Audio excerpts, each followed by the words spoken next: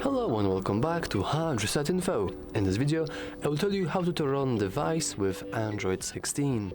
Let's begin.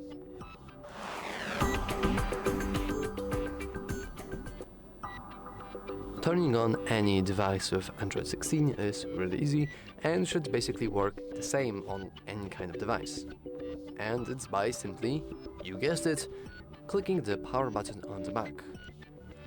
However, if your phone is disabled for good, though by normal pressing the power button will activate the Google Assistant or other Android assistants, but if your phone is turned off for good, you can just do the same thing but with pressing and holding basically.